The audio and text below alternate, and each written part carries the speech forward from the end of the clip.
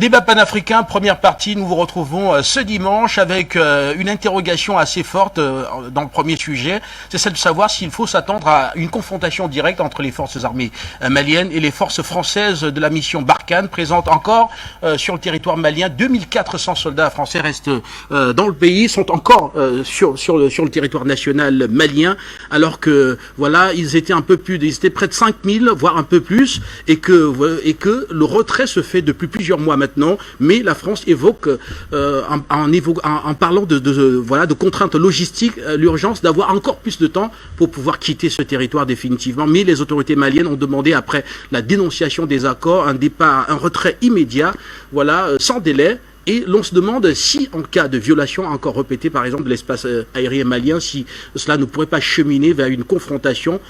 L'interrogation va être posée dans le cadre de ce débat panafricain, et puis en deuxième partie, nous reviendrons, comme je vous l'ai dit à l'introduction, dans, bien évidemment, la tournée ouest-africaine d'Antonio Guterres et cet appel qui a été lancé de quitter, aux autorités maliennes, de transition malienne, guinéenne et également burkinabé, de remettre le pouvoir, dans des délais assez rapides aux civils. Et nos invités sont bel et bien installés sur ce plateau. Je commence par vous, Président Bandakani, merci d'être là une fois de plus ce dimanche.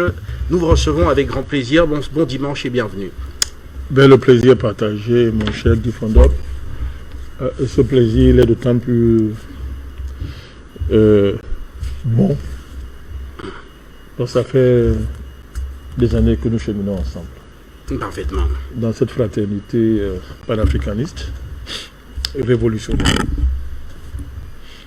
une révolution sage, une révolution maîtrisée, sage, qui nous a permis d'installer le panafricanisme dans le centre de la géopolitique mondiale.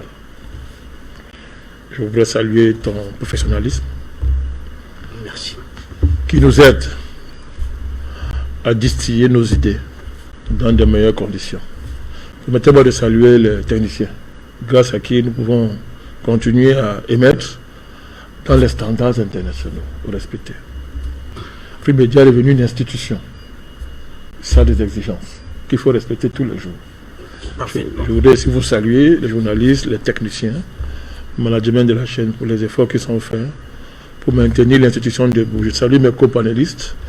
Ce ne sont pas seulement les copanélistes, ce sont des aînés, des doyens, ce sont des compagnons, des amis, des frères, des personnes très importantes pour moi. Merci de m'avoir invité dans cette émission devenue un culte historique.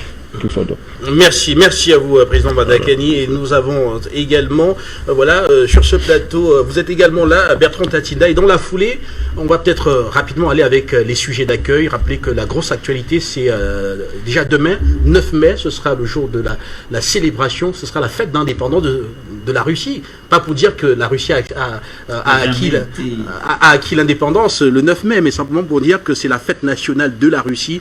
Cette fête-là, bien sûr, cette date marque la victoire de l'Union soviétique de l'époque sur le nazisme, et ce qui va conduire d'ailleurs à la chute, à la capitulation de l'Allemagne lors de cette deuxième guerre mondiale.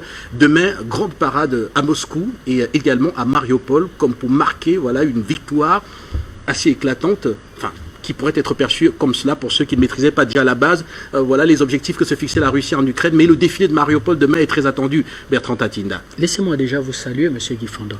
Bonjour à vous, bonjour aux très nombreux téléspectateurs qui nous suivent, au président Bandakani, que j'ai le plaisir de retrouver. Ça fait 2-3 dimanches, nous n'avons pas fait d'émission, mais nous étions en contact. D'ailleurs, est-ce qu'il se passe une journée sans qu'on soit en contact? Nous étions en contact. Je l'ai suivi, je l'ai beaucoup écouté pendant ce temps et sur d'autres chaînes. D'ailleurs, je profite pour le remercier sur la problématique des questions énergétiques et du contrat de concession qu'on avait le partenaire sur les questions énergétiques, M. Guy Fondop. Je crois aussi qu'ici, bientôt, on devra faire une véritable émission là-dessus, sur cette problématique énergétique. Le contrat de concession de Eneo, c'est très important. Au doyen, M. Basleking, un aîné que j'ai trouvé ici, M. Fondop, et à vos très nombreux téléspectateurs. Disons, M. Fondop, qu'il s'agit de la grande guerre patriotique. C'est la guerre patriotique. Il s'agit d'une guerre où, certes, il y a eu un coup de destin. L'hiver va stopper l'offensive des nazis. Mais le dynamisme, l'héroïsme de Staline, parce que je ne suis pas là pour juger l'action de Staline, la vie de Staline, mais je juge le commandant en chef Staline, à ce moment-là, lâchement attaqué alors qu'il tenait un accord de non-agression avec l'Allemagne. Il a fallu être un véritable chef militaire courageux.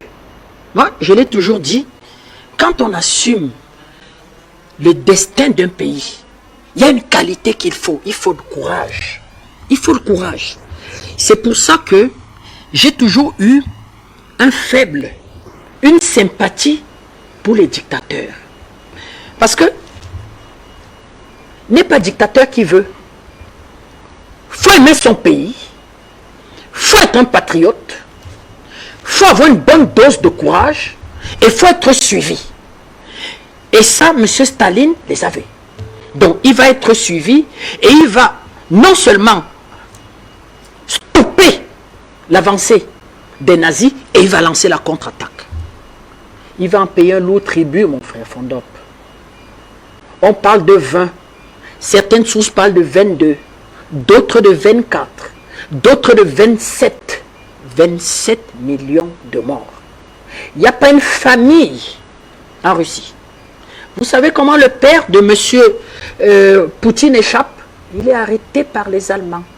Il s'en échappe. Il passe 3 jours au fond d'un lac. Les Allemands disent, il y a le monsieur là. Il prend une paille. Il arrache une paille au fond de l'eau. Il met dans une narine. Il respire pendant 3 jours. Quand il en ressort, il a tellement été frigorifié. Il en reste infirme tout le reste de sa vie. Monsieur Poutine, son père. Donc, il va voir comment son père va lutter avec cette infirmité. Lutter avec cette cruauté à la limite qui lui avait été imposée par les Allemands. Parce que s'il avait été pris, ça n'aurait pas été le goulag. Je crois qu'on l'aurait tué à petit feu et de la façon la plus terrible. Donc, le nazisme réveille en chaque Russe quelque chose d'effrayant. C'est pour ça que dans une des raisons de l'action spéciale militaire menée en Ukraine, il était question d'aider à dénazifier ce pays. Parce que curieusement, l'Ukraine va en payer le prix, mais le voyou qui a été placé à la tête du pays par les services secrets américains et le soutien financier de l'OTAN et des institutions de Bretton Woods va mettre sur pied des brigades au comportement sulfureux et à l'idéologie extrêmement douteuse. Purement d'idéologie naziste. Donc, vous voyez donc que demain, ça symbolise ça, la victoire de ce que j'appelle l'armée rouge, qui sera aussi la toute première, le 2 mai 1945, à prendre de Berlin. Et l'histoire raconte que M. Hitler, en entendant le bruit des bottes des premiers soldats de l'armée rouge se rapprochant de son bunker, n'aura pas d'autre choix que de se donner la mort. D'embarquer Madame Eva Braun dans cette histoire et 2 jeunes fillettes, 2 jeunes jumelles de 3 ans qui n'avaient rien demandé du tout. Rien demandé, absolument rien demandé. Donc, nous serons tous calés. La Russie est un pays ami du Cameroun. Le Cameroun est ami de la Russie. Nos liens sur le plan commercial, sur le plan sécuritaire, sur le plan éducationnel, nous avons une coopération judiciaire, une coopération d'entraide dans ce qui concerne les grandes catastrophes et les risques. Donc, ce n'est pas seulement dans le domaine militaire que nous avons une coopération. Nous avons une coopération élargie. Et un certain nombre d'ingénieurs dans le domaine agricole sont formés en Russie. Donc, je ne vous cache pas, M. Fondop, que je vais suivre ce défilé, je vais suivre ce discours de M. Poutine, et nous allons très certainement, ce discours va pouvoir certainement ressortir les enseignements, M. Poutine ressortira les enseignements géopolitiques de la Russie qui a décidé avec bien d'autres pays, même des pays africains, que le monde soit plus porté par un pseudo-gendarme qui met le feu et qui vient jouer les pompiers par des gens qui, sur la base de rien, codifient ce qu'ils appellent les axes du mal, des guerres préventives. Monsieur Van Dop, imaginez-vous que sur le simple fait de mon regard, j'estime que vous pouvez être une menace pour moi et je vous donne la mort. Est-ce que je suis sérieux? Est-ce qu'on peut vivre dans pareil monde? Et tout ça sous le regard impuissant, point d'interrogation, de l'ONU, parce que quand on dit regard impuissant, point d'interrogation, il faut mettre une point d'interrogation, de l'ONU, mon cher doyen dit regard complice de l'ONU. Donc, c'est un peu ça, c'est ces débats de fond. Je ne reviens pas sur des questions économiques ou la suprématie de ce que j'appelle la monnaie papier, qui repose sur rien. C'est-à-dire qu'on décide de donner instruction à la Fed, de mettre sur pied une monnaie qui repose sur rien. Le président Banda va mieux expliquer ça parce qu'il a pris la peine de se former sur c'est quoi le dollar, c'est quoi le dollar. D'ailleurs, il me dit, monsieur Taza, c'est pas une monnaie. Le dollar, ça vraiment, très souvent, il me dit, c'est pas une monnaie, le dollar. C'est un instrument géopolitique. Ça porte l'impérialisme américain. C'est pas une monnaie, le dollar. Donc voilà un peu, monsieur Fondop, c'est ce qui va se jouer aussi demain et nous serons vraiment très intéressés de suivre cette parade militaire et ce discours de Poutine qui certainement va nous en apprendre et nous donner des grands enseignements et certainement une nouvelle vision concertée avec de ses partenaires. Merci à vous Bertrand Tatinda. Voilà, docteur Bassiliquin, je vous retrouve très rapidement. Demain donc célébration sur la place Rouge à Moscou, mais également à Mariupol. On fêtera partout, en Crimée, tout le Donbass pratiquement va célébrer ce 9 mai. Alors est-ce qu'on va dire que la superpuissance russe est de retour sur les... Dans ce qu'on peut considérer comme étant l'honneur de l'URSS d'hier?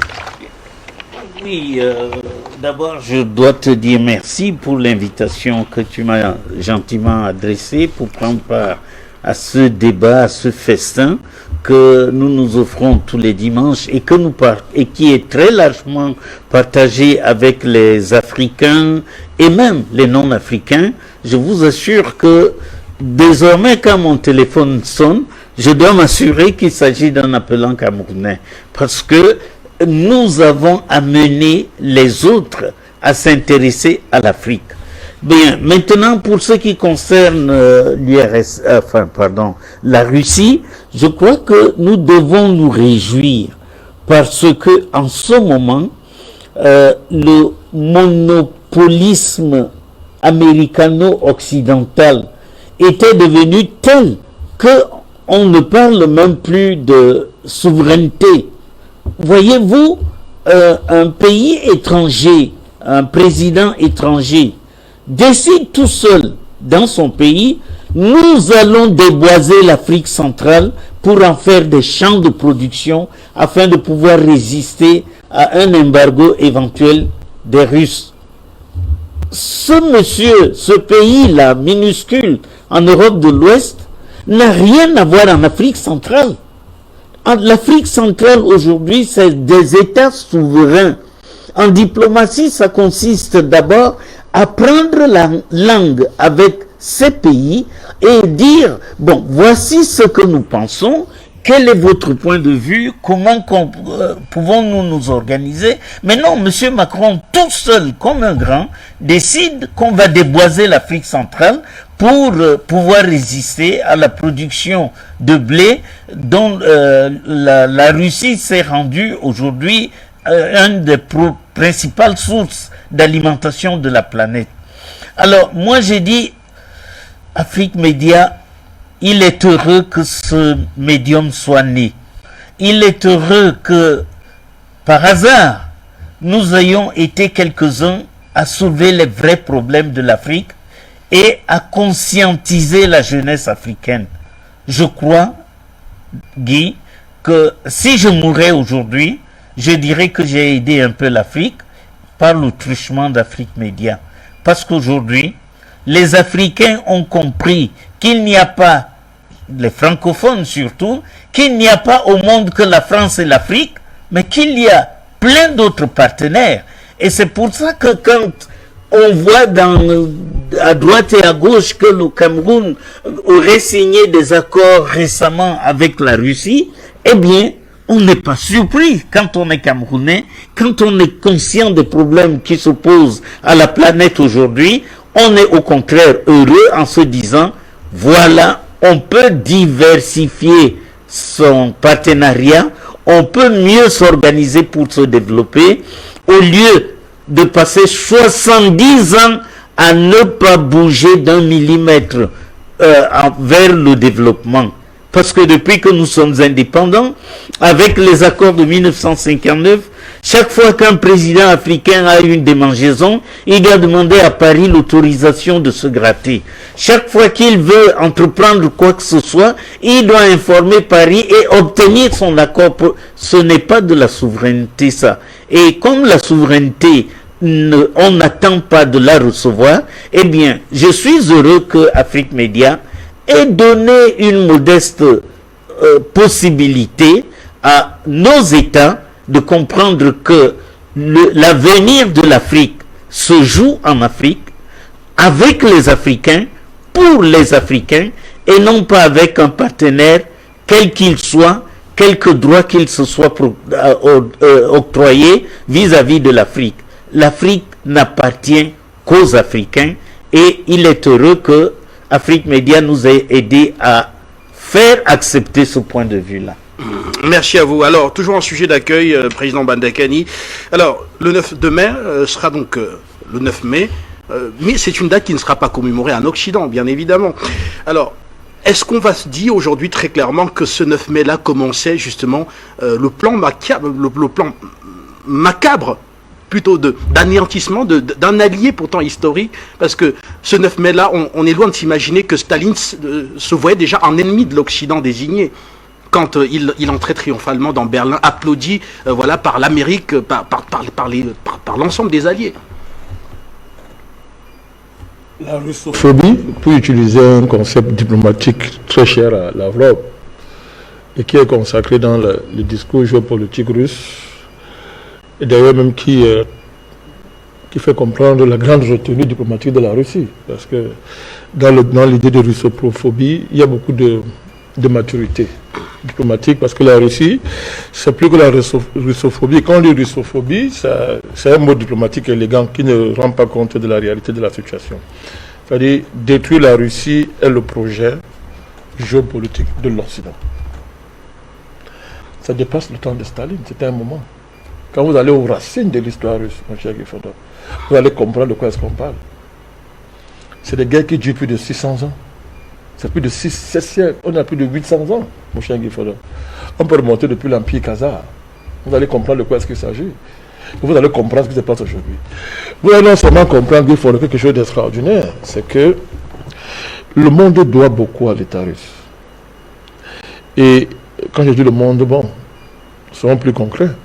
L'Europe, l'Asie, la moitié de l'Europe et une partie de l'Asie, mon cher Fodor, ont reçu leur statut d'État grâce à l'État particulier qu'on appelle la Russie. Je peux citer des noms. La formation de pays comme la Chine, le Vietnam, tout ce qu'on appelle l'Asie du Sud, tous ces pays-là, portent la marque de la Russie. Je peux parler de l'Afrique dans sa guerre d'indépendance. La Russie, mon cher Guy-Fodor. C'est la Russie qui a libéré l'Europe du nazisme. Il n'y a pas de débat là-dessus. Il y a un révisionnisme européen qu'on est en train de nourrir. Des lobbies américano-européens nourrissent ça, fabriquent ça, et on voit ça à l'œuvre américaine, qui consiste à vouloir effacer quelque chose qu'on ne peut pas effacer. La contribution russe à la libération de l'Europe face au nazisme. Bertrand vient d'insister là-dessus, mon cher Guy-Fodor. Je peux revenir même aux États-Unis. Les gens ne savent pas qu'au moins par 2 ou 3 fois, la Russie est montée au secours des Amériques dans leur histoire pour les sauver et les assister dans des guerres, où l'Amérique était menacée de disparition par les ennemis, y compris les ennemis intérieurs, en alliance avec l'Empire anglais de l'époque. Et puis aujourd'hui, l'Occident n'arrive pas à regarder la Russie dans les yeux. Pourquoi? Parce que cet ennemi-là, c'est qui? C'est que les puissances financières qui ont émergé à la faveur de l'esclavage qui font qui ont consolidé leur émergence. Je vais rester poli parce que vous insistez beaucoup sur une certaine dignité sur votre plateau. Vous avez des obligations journalistiques. Nous partageons ces étudiants-là. Merci. Même si de temps en temps on doit dire les choses comme elles doivent se dire, appeler chat et chat. Mon cher Guy Fondop, les puissances financières de ce monde, les esclavagistes, les colonialistes, tous ces gens-là ont un problème sérieux. La Russie. Je vous dis, allez lire toute l'histoire géopolitique de l'humanité depuis au moins 1000 ans. Vous allez voir que cette puissance-là, les inventeurs de la monnaie, quand il dit monnaie, je veux dire la monnaie telle que c'est pratiqué aujourd'hui. C'est-à-dire devenir marchandises sous le contrôle de certains lobbies qui ont inventé le système de dématérialiser la monnaie, n'est-ce pas?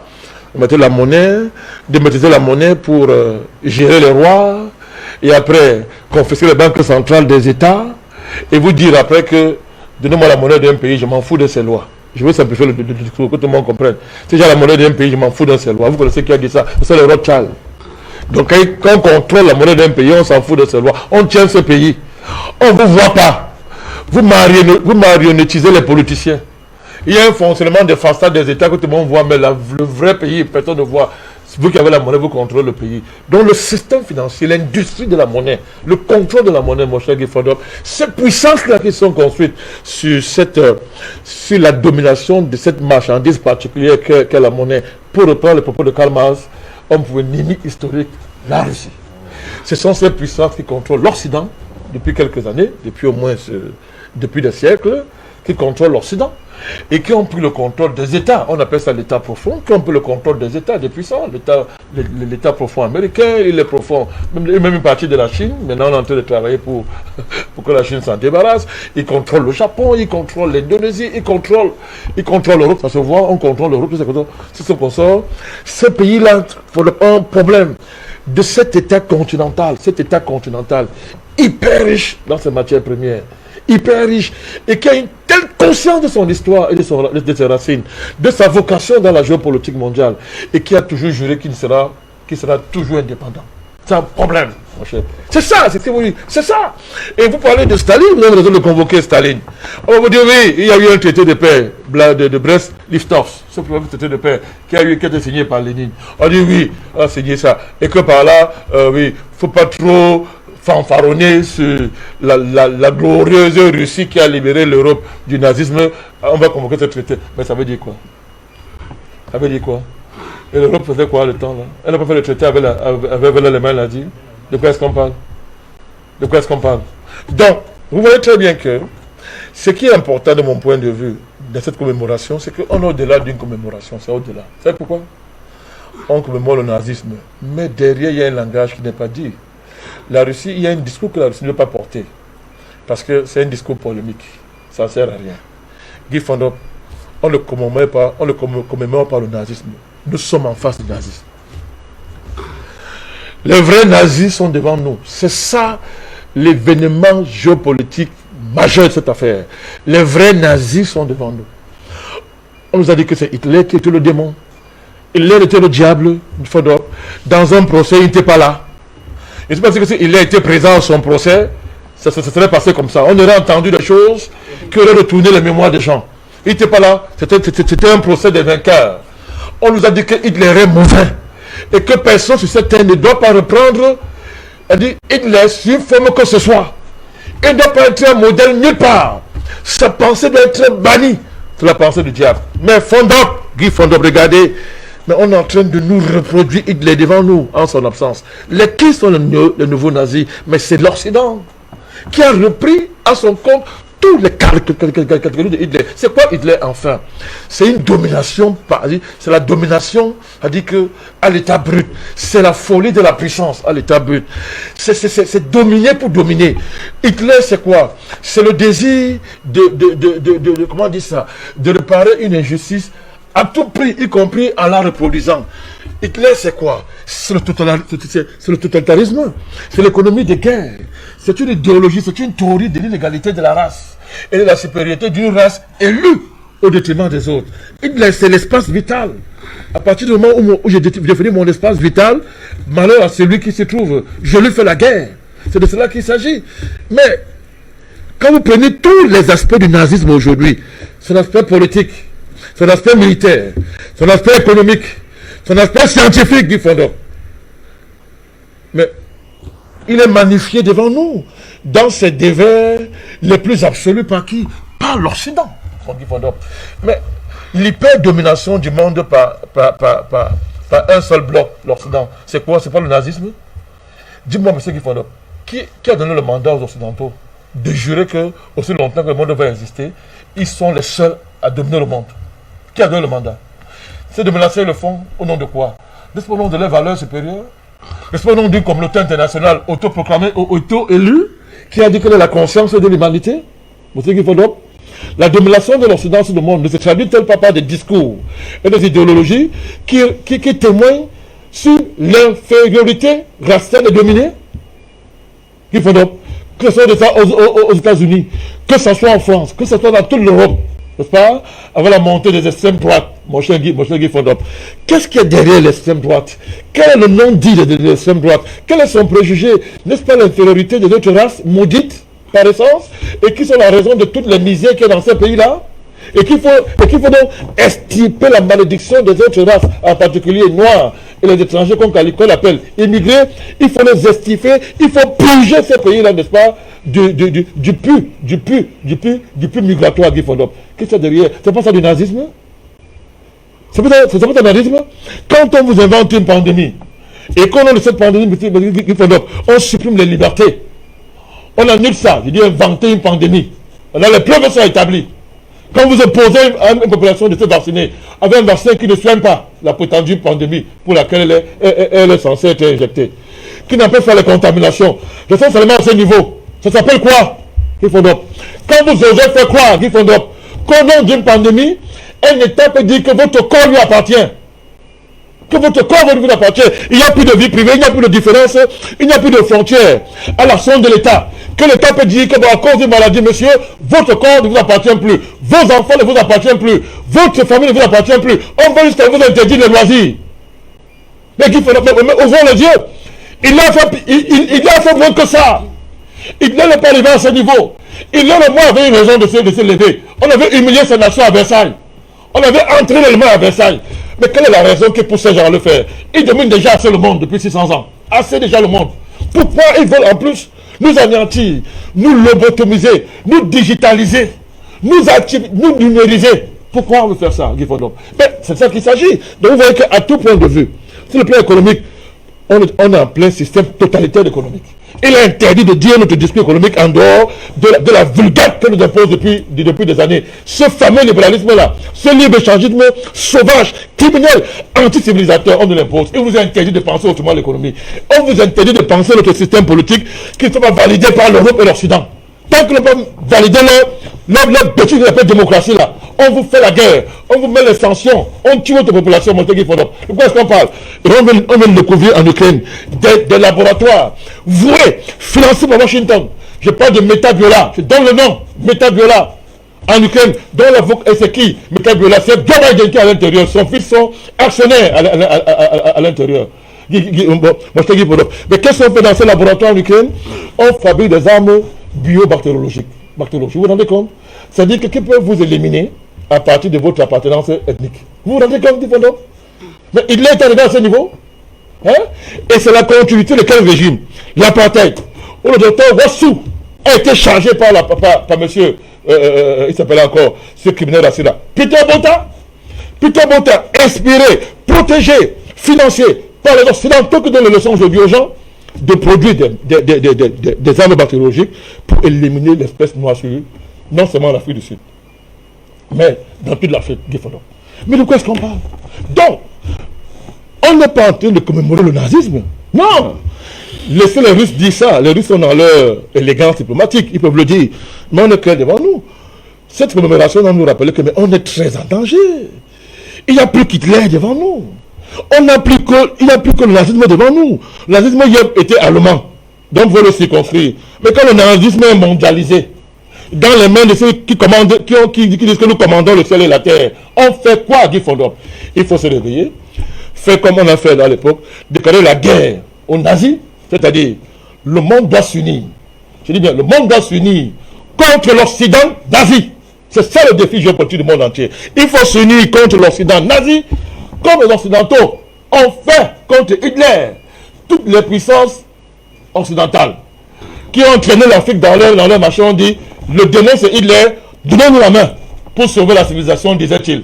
On l'a fait, on a vu qu'on nous a dupés, hein, on nous a enfourchés par derrière, permettez-moi l'expression, on nous a dupés, et bien maintenant, le monde fait face au néonazisme global, mais il faut une fédération globale des nations éprises de paix, éprises de liberté, pour en finir avec l'idée néo-nazi qui est devant nous, orgueilleux, dressé, le cou raide, n'est-ce pas, qui n'a pas honte, n'est-ce pas, de cette idéologie ultra-criminelle, n'est-ce pas, dont il est porteur.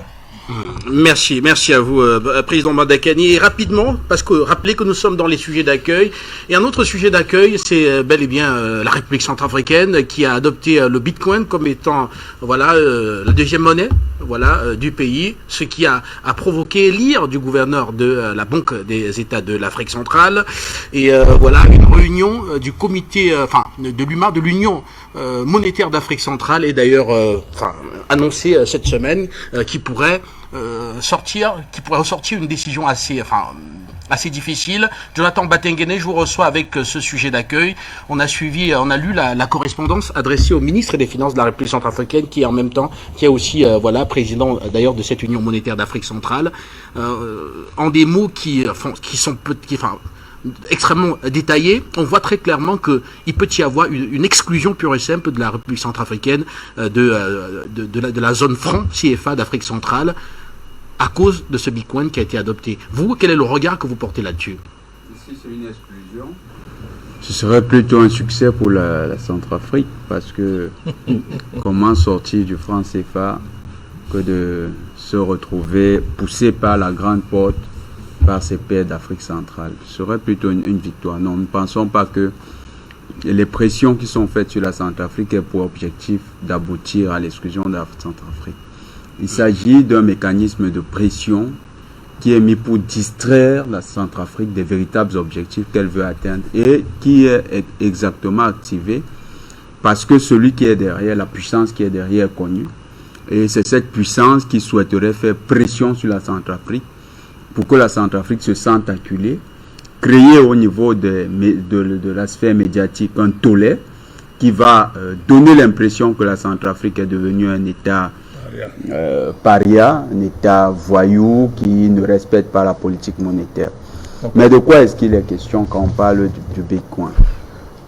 Oui, l'article 20 et les articles 19 et 20 de la charte, de la convention de la BEAC garantissent que c'est la BEAC qui a l'exclusivité de l'émission de la monnaie. Mais cette monnaie, elle est la monnaie fiduciaire, il faut bien le dire. Maintenant, il s'agit d'une monnaie digitale. Est-ce que la BEAC a également l'exclusivité de l'émission de la monnaie digitale en Afrique centrale? Ça n'est pas consigné dans ces statuts, donc ça ne saurait être une violation de ces statuts, même si la Centrafrique est un État membre de la BEAC. La Centrafrique reste un État souverain qui a le droit de choisir sur le plan digital de continuer à commercer, parce que si la BEAC n'a pas pensé à adopter une monnaie digitale, la Centrafrique, elle, en tant que république souveraine, a le droit d'y penser et de s'arrimer aux nouvelles donnes. Donc, il s'agit d'un chantage qui a été monté de toutes pièces. Ceux qui l'ont fait à dessein. Même si l'affaire venait à aller en justice, il y a de fortes chances que la Centrafrique s'en sorte avec une décision favorable et ceux qui ont orchestré toutes ces situations ne vont qu'avoir leurs yeux pour pleurer. Donc, la Centrafrique ne souffre de rien. S'il faut aussi revenir sur un élément avec tout à l'heure les célébrations de demain, les Russes à Moscou, oui. Le 9, oui, il y a une grande célébration. C'est le peuple qui a perdu 29 millions d'individus, de personnes sacrifiées pour la liberté. Aujourd'hui, vous demandez, est-ce que le nazisme est mort? Non, prenez M. Heusinger, vous verrez ce que sont devenus les nazis. Monsieur von Braun, ce que sont devenus les nazis. Von Braun a fini comme secrétaire général de l'OTAN. Un nazi, ingénieur nazi, devenu haut responsable de l'OTAN. On le voit en Ukraine. Hein. Il était dans une division SS, et c'est ce dernier, un ingénieur, qui est devenu secrétaire général de l'OTAN. Vous avez plusieurs nazis, il y en a un est devenu secrétaire au Trésor aux États-Unis. D'autres ont eu des postes prestigieux. Plusieurs ex-nazis qui ont immigré en tant que scientifiques sont devenus des responsables à la NASA. On travaillait à la bombe. On travaillait à la recherche nucléaire qui a finalement abouti à Hiroshima et Nagasaki. Bravo. Beaucoup d'ex-nazis ont travaillé aux États-Unis et ils ont travaillé sur de nouvelles étiquettes. La ministre des Affaires étrangères du Canada actuelle, Madame Christy Freeland, est la descendante de Monsieur Chomiak.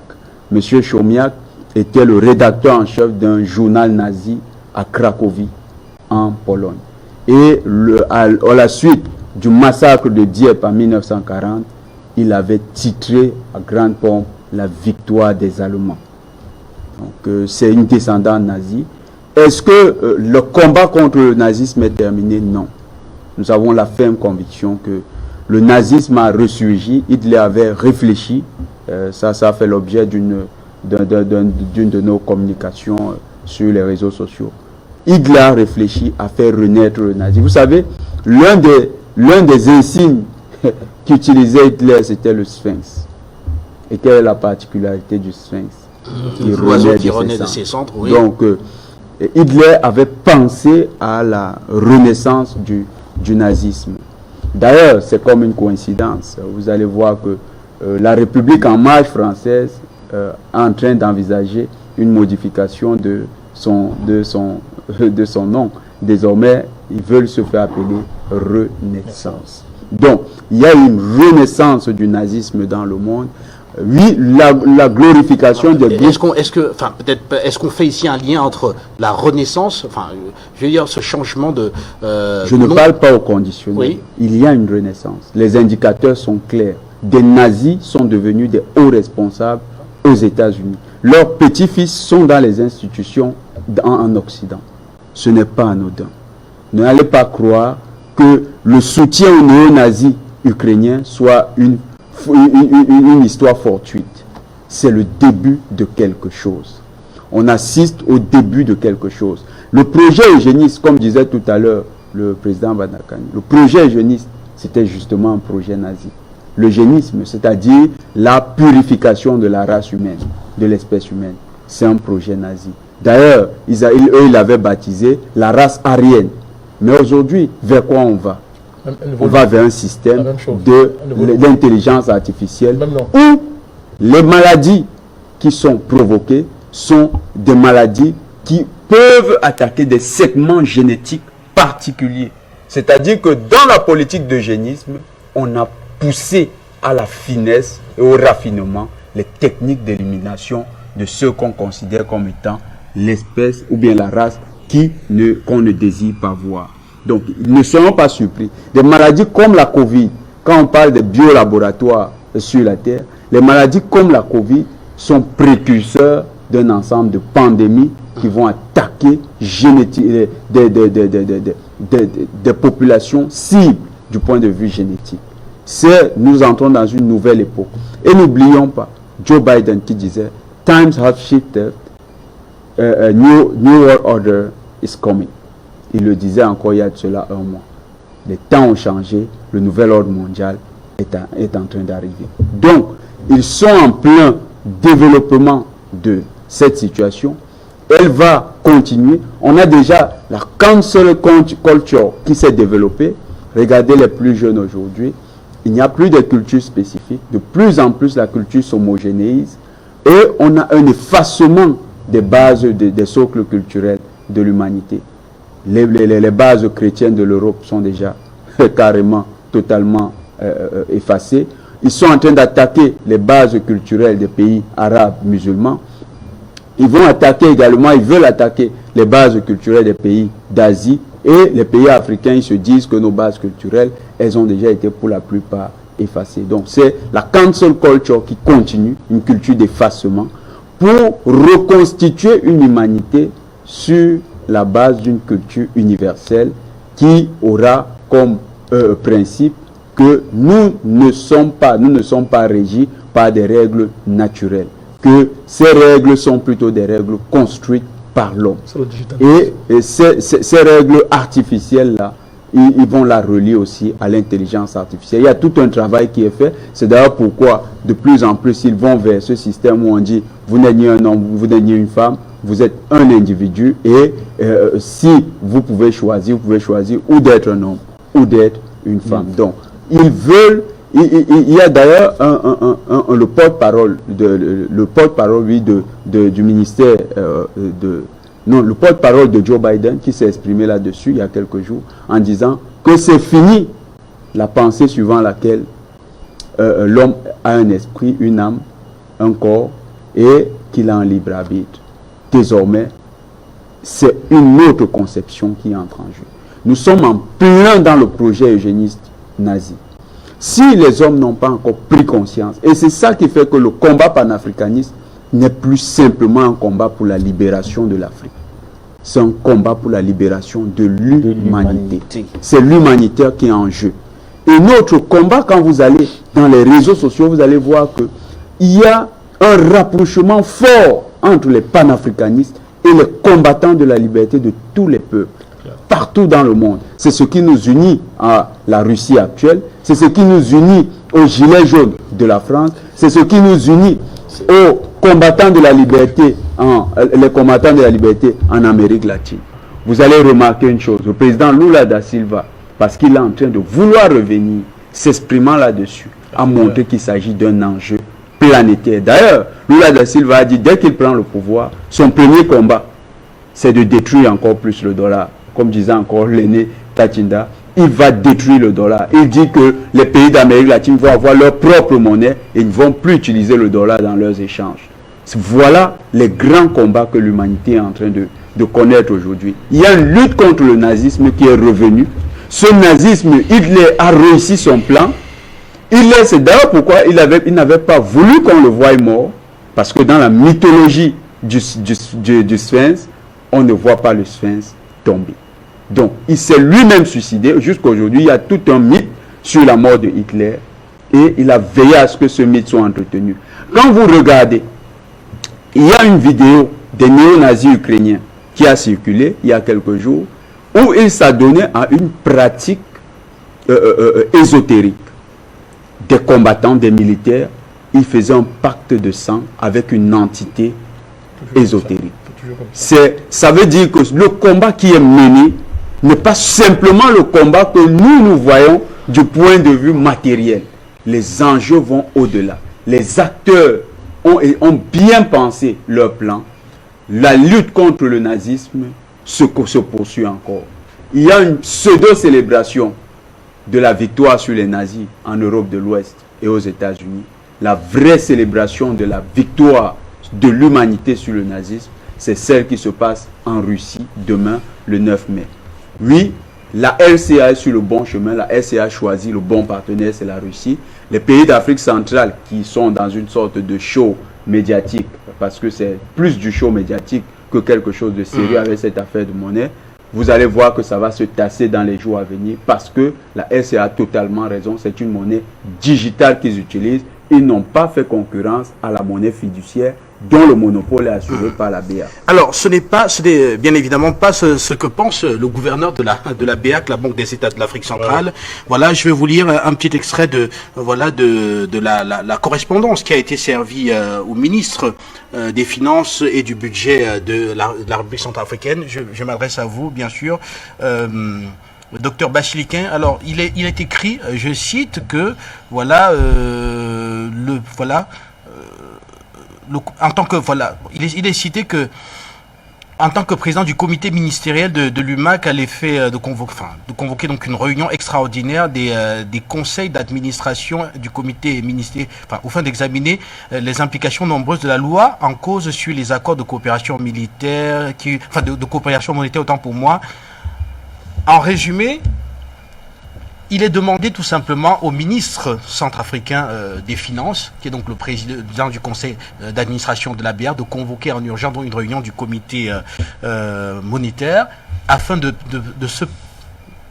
se pencher sur cette adoption du Bitcoin comme étant une deuxième monnaie en République centrafricaine. Et quand on lit plus loin, on voit que de nombreux articles des textes de base de la BR sont cités, un peu comme pour dire que la RCA est en train de s'auto-exclure de cette zone monétaire. Et ma question directe est celle de savoir comment est-ce que la République centrafricaine ferait si jamais tout ce qui est dans cette correspondance était effectivement précisé la semaine prochaine et qu'on assistait à une exclusion de la RCA de la zone monétaire.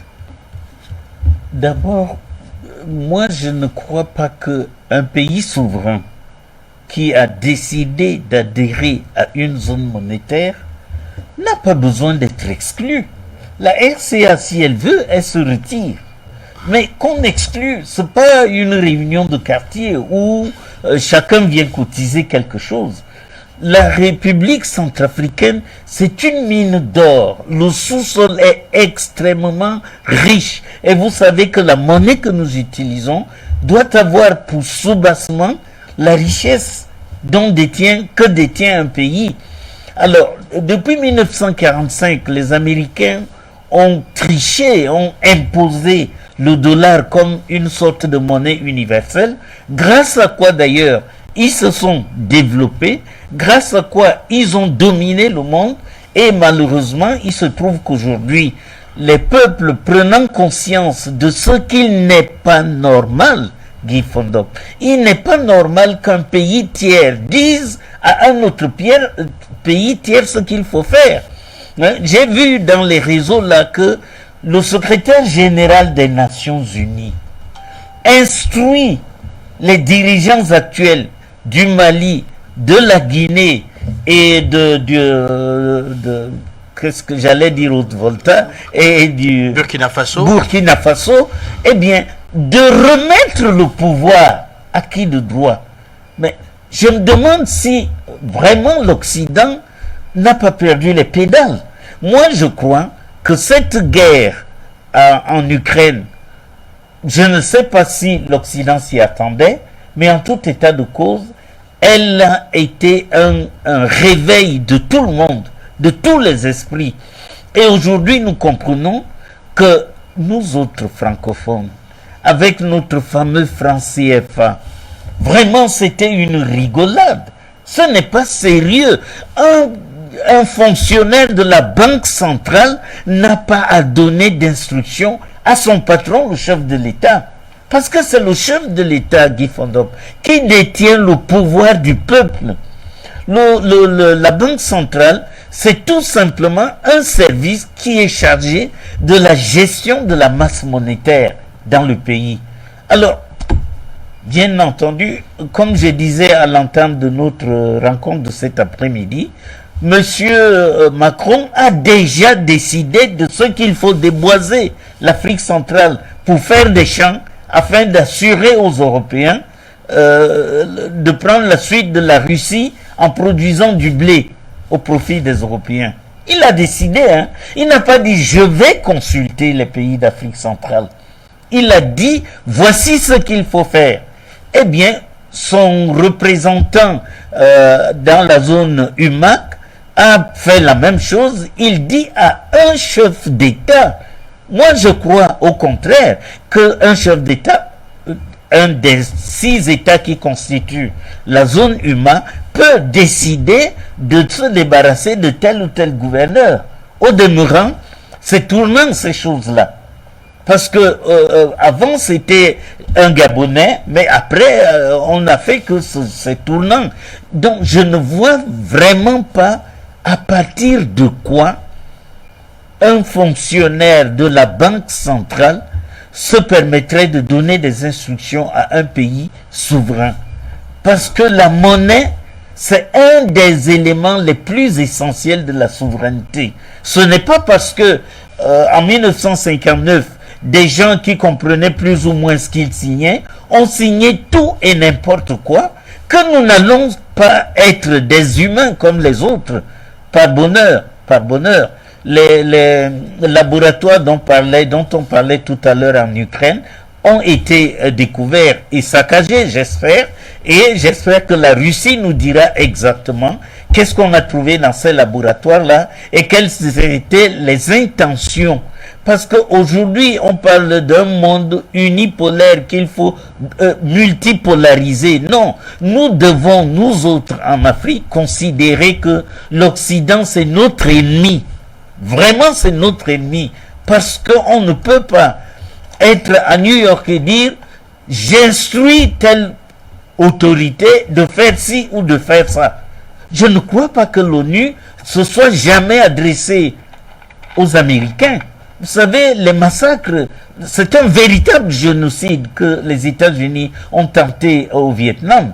Par bonheur, ils n'y ont pas réussi, grâce d'ailleurs à l'Union soviétique qui soutenait les Vietnamiens par derrière.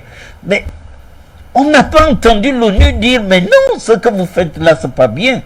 Et maintenant, c'est l'ONU qui va se mettre à la place des Africains pour désigner qui va gouverner l'Afrique, les pays africains. Non, moi je crois que c'est vraiment vouloir marcher sur la tête avec les jambes en l'air. Et je ne sais même pas si il y a des arguments pour s'opposer à une décision qui elle-même n'est pas argumentée. En tout état de cause, moi je crois que la République centrafricaine, en tant que pays souverain, a décidé d'une politique qu'elle veut appliquer chez elle et nulle autre part ailleurs. Alors, ça signifie donc que la France considère qu'en installant la BCAO et la BEA et la BEAC dans nos pays, eh bien que nous sommes ses colonies, que c'est elle qui continue de décider. C'est c'est vraiment un scandale inexplicable. Voilà, Guy, ce que je puis dire à cette affaire qui n'a ni queue ni tête et qui doit considérer. Je crois que le sous-gouverneur de la BEAC qui a dit ça, il devrait présenter sa démission si on était dans des milieux où les gens se respectent et connaissent et reconnaissent leur place véritable dans l'institution où ils travaillent. Voilà, président Madakani et donc le gouverneur de la BEAC qui dit au président, enfin au PCA de la BEAC qu'en sa qualité d'autorité monétaire nationale au sens des règles de l'Union monétaire de l'Afrique centrale, mais aussi au titre à sa fonction ou bien au titre de président en exercice du conseil d'administration de la Banque des États de l'Afrique centrale et du comité ministériel de l'UMAC, de convoquer donc les réunions extraordinaires du conseil d'administration et du comité ministériel au fin d'examiner les implications nombreuses de la loi en cause sur les accords de coopération monétaire, la convention régissant l'UMAC et les statuts. Bref, quand on lit, on arrive à une chose, et en voyant les différentes dispositions, on arrive à une chose, c'est que il sera très clairement objet pendant ces réunions-là, eh bien, de taper sur les doigts de la République centrafricaine. Bon, je crois qu'il faut qu'on rappelle quelques principes essentiels dans cette affaire. Parce que dès le départ, je l'ai dit, j'ai fait des plateaux avec Jonathan, où je lui disais que j'espérais que ce n'était pas les caprices corporatistes d'une institution qui ne veut pas perdre son privilège. Et je voulais parler vite pour voir les manœuvres françaises derrière, mais on évolue et on commence à voir de plus en plus clair certaines choses. Et là, je suis désolé pour le gouverneur de la BEAC, je crois qu'il va revenir sur très rapidement. On va le déshabiller. On va le déshabiller. On va même le fesser publiquement s'il s'amuse. Est-ce possible? C'est certainement une image. Vous avez bien compris. Oui. On va le fesser. Pourquoi? Moi, rappelons, c'est un principe. D'abord, il justifie son intervention. Il y a quand même quelque chose d'extraordinaire. Il y a une confusion savamment entretenue par la BEAC qui pose un problème. C'est-à-dire quoi? C'est-à-dire que la BEAC décide du fait que le Bitcoin, il ne s'agit pas, si on se réfère au libellé de la loi qui est passée au Parlement centrafricain, où on a bien précisé qu'on n'est pas en train de faire concurrence. qu'au contraire, la Centrafrique reste solidaire et tient ses engagements à l'égard de l'Union monétaire de l'Afrique centrale. La BEAC, interprétant la loi, décide que le fait que le Bitcoin, c'est ce qu'ils disent, il s'agit donc d'établir non pas un actif de placement ou d'investissement, mais un actif monétaire destiné à dénouer les transactions entre agents économiques et de la consécration du Bitcoin comme modèle de référence. Ceci alors même que l'unité monétaire légale des États membres de l'Union est le franc CFA, suivant l'article 6, alinéa 1er de la Convention régissant l'Union monétaire de l'Afrique centrale. C'est une interprétation abusive. Pourquoi? On le demande. Pourquoi simplement? Jonathan l'a dit. Le Bitcoin n'est pas émis par une banque centrale. C'est le principe du Bitcoin, de la monnaie digitale. Oui, les crypto-monnaies ne sont pas émises par les banques centrales. C'est le problème que ça pose déjà. On peut pas croire que c'est le problème de la BA. Le Bitcoin n'est pas émis par une banque centrale. Du coup, il n'y a qu'une banque centrale pour faire concurrence à une banque centrale. Parallélisme des formes. Il n'y a qu'une banque centrale pour faire concurrence à une banque centrale, mon cher Guy Fodor. Un État de concurrence par une banque centrale, l'État est souverain. Non, il faut qu'on appelle ça. Parce que ce jeu de manipulation là où on croit que. On sait voir ça très vite. Et c'est là où nous allons commencer à dire que bon, c'est la France. Et si c'est la France, nous allons fesser le gouverneur de la BIA. Tu as bien dit symbolique. On va le fesser. Ça veut dire c'est une image, parce que c'est impossible dans la réalité. Non, c'est une image. Je suis un communicateur. C'est un communicateur. J'utilise une image pour que les gens comprennent la gravité de ce qui est en train de se passer. On se comprend très bien. Vous êtes un maître du langage. C'est un communicateur. C'est-à-dire que je fais de la communication. Là. Je dis qu'on va le fouetter parce qu'il y a un problème. Une banque centrale est concurrencée par une banque centrale. Parce qu'ils ont les mêmes fonctions, les mêmes rôles d'émission monétaire. Le Bitcoin n'est pas émis par une banque centrale. Mais pourquoi épingler exclusivement? Je vous relance dans le même sens parce que c'est un sujet d'accueil, on ne va pas beaucoup rester là-dessus. Alors, pourquoi épingler uniquement le gouverneur de la BR quand on se demande aussi pourquoi est-ce que les autres États ou alors d'autres ministres des Finances n'ont pas réagi, par exemple, pour soutenir la Centrafrique dans cette démarche? Alors, est-ce ici... Que doit-on entendre quand on sait aussi que la France est partie prenante de cette coopération monétaire? J'arrive, Guy Fodor. Je vais arriver quelque part pour répondre à votre question. Je rappelle les principes. Les principes. C'est-à-dire que, je rappelle, quand j'ai dit ça, une convention n'annule pas la souveraineté d'un État. Une convention n'annule pas la souveraineté d'un État. Ça n'existe pas cette affaire. Un État a des obligations envers une convention qu'il a ratifiée. Mais l'État, la souveraineté de l'État n'est pas annulée parce que je suis partie prenante d'une convention. Ça veut dire qu'au nom de la souveraineté de mon pays, je peux ne plus respecter mes obligations dans une convention. Il faut rappeler ça aux gens. C'est le principe inéluctable et indiscutable. Donc, pour revenir à ce que vous êtes en train de dire, mon cher Guy Fodor, il faut rappeler que les accords francs-CFA sont expirés depuis 2 ans. C'est expiré, c'est fini. Sauf si on avait renouvelé les accords en secret la nuit. Ce n'est pas le cas en Afrique centrale. Les accords francs-CFA sont expirés. Ils s'allent même plus loin. L'année qu'on appelle, il y a une année là, il y a un mot consacré que j'oublie. L'année probatoire. Il y a une année probatoire qui était même prévue. Elle est épuisée. Donc, la convention, il faut rappeler que mon cher Guy Fodor, la convention monétaire de l'Union, qui s'appelle Union monétaire d'Afrique centrale, est une émanation de l'ensemble qu'on appelle l'accord franc-CFA. Il faut le rappeler. Dans les accords franc-CFA, la Banque centrale est un rôle précis parmi d'autres acteurs qui jouent là-dedans.